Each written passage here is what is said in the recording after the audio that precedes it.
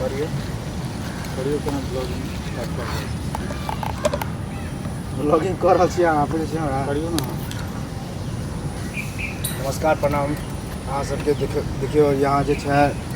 अखन हम सब शूट पर आयल छै पैसो ना तहन ना फेर वही बात हम बोलिए पैसो ना ई कोन जबरदस्ती ब्लॉगिंग कर रहल सामने वाला पैसा ना सामने वाला के तो ना करो पड़ते। हां अब तो देखियो अखन जे छै हम सब शूट के तैयारी कर रहल छी और देखियो अभी चावल निकल रहल छै और जे होय दाल उल जे होते हम सब अखन जे शूट करब कहीं तेज बजे ना अखन जे हम सब शूट करब अहाँ सब गोसाब ने हमर एनाहिते स्टाइल बजे के कखनियो मिर्गी हमरा आबि जाइ छै तऽ तेजी बजे लगै छै कखनियो स्लो बजे छियै पहिले कोई दिक्कत नहीं। देखियो दाल भात निकल रहल है कढ़ी बड़ी है की छै तकर बाद जे छै देखाब अहाँ सब दही छै दाल छै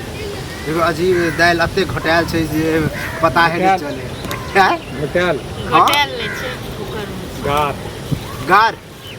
उ तो गरगर हेबे हमरा गांव में एगो गरगर बुढ़वा है गरगर दाल ओकरा कहै छै खैर अहाँ सब ब्लॉग में सुन लेली हमरा गांव दिस प्रचार भी करे चल हां धरो ना ओइ के ओते ध दिनो कालू भाई टाइम दे यहां तो टैंक दो फिर खा पड़ता है सबके हमरा क्या खा तो यहाँ दोनों सबके ओते ध दियो ना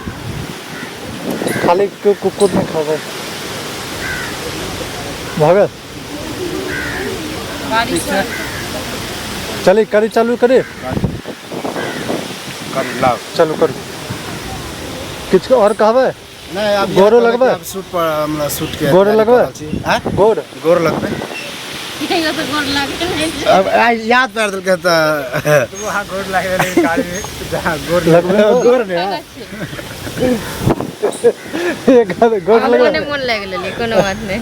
देखियो अते आइ काल जे है मतलब ओकरा कथि के फुर्ती नहीं छै जे अक्सर कथि कहे कता